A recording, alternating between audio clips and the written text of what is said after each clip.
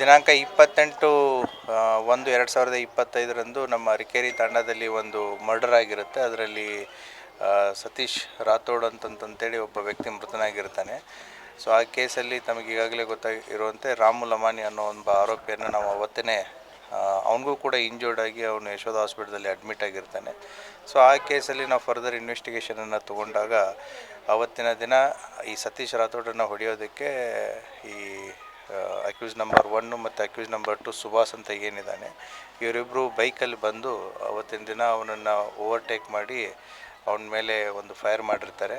So ಆವಾಗ ಏನು deceased ಇದ್ದಾನೆ ಅವನು ತಪ್ಪಿಸ್ಕೊಂಡು ಹೋಗ್ತಿರ್ಬೇಕಾದ್ರೆ ಮತ್ತೆ ಬೈಕಲ್ಲಿ ಚೇಸ್ ಮಾಡಿ ಆ ಕಾರಿದ್ದಂಥ ಸ್ಪಾಟ್ ಯಂತ್ರ ನೀವೇನು 150 ಮೀಟ್ರದಲ್ಲಿ ಸೀನ್ ಆಫ್ ಕ್ರೈಮನ್ನು ಏನು ನೋಡ್ತೀರಾ ಅಲ್ಲಿ ಅವ್ನು ಫಾಲೋ ಅಪ್ ಮಾಡಿಬಿಟ್ಟು ಅಲ್ಲಿನೂ ಕೂಡ ಅವನನ್ನು ಹಿಡಿದು ಇಬ್ಬರು ಮಧ್ಯೆ 3 ಜನದ ಮೇಲೆ ಕಿತ್ತಾಟ ಆಗಿರುತ್ತೆ. ಆ ಸಂದರ್ಭದಲ್ಲಿ ಏನೀಗ ಅಕ್ಯೂಸ್ ನಂಬರ್ 1 ಇದ್ದಾನೆ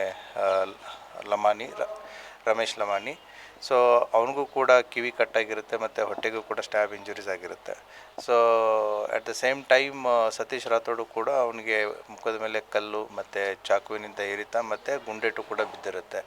ಸೊ ಆ ಹಿನ್ನೆಲೆಯಲ್ಲಿ ಅವರಿಬ್ಬರನ್ನ ಅರೆಸ್ಟ್ ಮಾಡಿರುತ್ತೆ. ಫರ್ದರ್ ತನಿಖೆಗೆ ಒಳಪಟ್ಟಾಗ ಇನ್ನೂ ಇಬ್ಬರು ಅಕ್ಯೂಸ್ಡ್ಗಳು ನಮಗೆ ಬರ್ತಾರೆ. ಅಂದರೆ ಇವರು ಕಾನ್ಸ್ಪಿರಸಿ ಮಾಡಿರ್ತಾರೆ.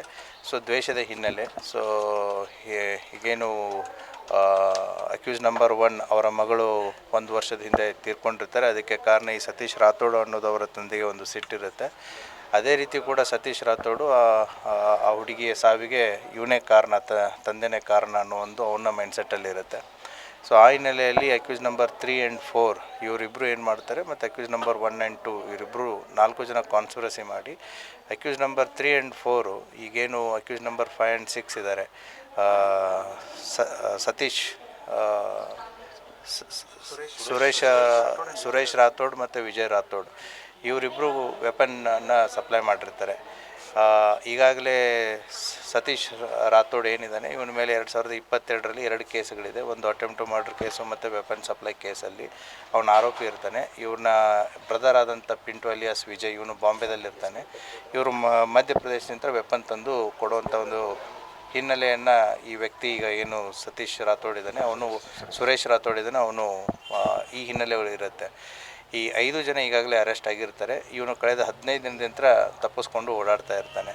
ಸೊ ಇವತ್ತಿನ early morning based on the intelligence input ಪೊಲೀಸರು ತೊರವಿ ಹತ್ರ ಚೆಕ್ ಪೋಸ್ಟಲ್ಲಿ ಇವನ ಬಗ್ಗೆ ಕಾಯ್ಕೊಂಡು ನಿಂತಾಗ ಸೊ ಪೊಲೀಸರನ್ನ ನೋಡಿ ತಪ್ಪಿಸ್ಕೊಂಡು ಹೋಗೋ ಟೈಮಲ್ಲಿ ಪೊಲೀಸರು ಅವರನ್ನು ಬೆನ್ನತ್ತಾರೆ. ಸೊ ಪೊಲೀಸ್ ನಮ್ಮ PSI ಆದಂಥ ವೀರೇಶ್ ದೊಡ್ಡಮನಿ ಮತ್ತು ಪವಾರು ಮತ್ತು ಇನ್ನೊಬ್ಬ ಸಿಬ್ಬಂದಿ ಇದ್ದಾಗ ಪೊಲೀಸರು ಮೇಲೇ ನೈಫ್ ತೊಗೊಂಡು ಅಟ್ಯಾಕ್ ಮಾಡ್ತಾನೆ. ನಮ್ಮ PSI ಮತ್ತು ಒಬ್ಬ ಕಾನ್ಸ್ಟೇಬಲ್ ಪವರ್ಗೆ ಇಂಜುರಿ ಕೂಡ ಆಗಿದೆ. ಆ ಹಿನ್ನೆಲೆಯಲ್ಲಿ PSI ಅವರು ಅವನ ಗಾಡಿಯಲ್ಲಿ ಗುಂಡು ಹಾರಿಸಿ ಅವನನ್ನು ತಡೆಯೋದಕ್ಕೆ ಹೇಳ್ತಾರೆ. ಆದರೂ ನಿಲ್ಲಲ್ಲ. ಆವಾಗ ಅವನ ಕಾಲಿಗೆ ಒಂದು ಗುಂಡು ಹಾಕಿ ಅವನನ್ನು ಕೂಡ ಸೆಕ್ಯೂರ್ ಮಾಡಿದೆ. ಅವನನ್ನು ಸಿಟಿ ಹಾಸ್ಪಿಟಲ್ದಲ್ಲಿ ಅಡ್ಮಿಟ್ ಇದ್ದಾನೆ. ಸೊ ಫರ್ದರ್ ಇನ್ವೆಸ್ಟಿಗೇಷನ್ ಆಗಿದೆ. ಈ ಕೇಸಲ್ಲಿ ಈಗಾಗಲೇ ಎಲ್ಲ 6 ಜನನೂ ಕೂಡ ನಾವು ಅರೆಸ್ಟ್ ಮಾಡಿದ್ದೀವಿ.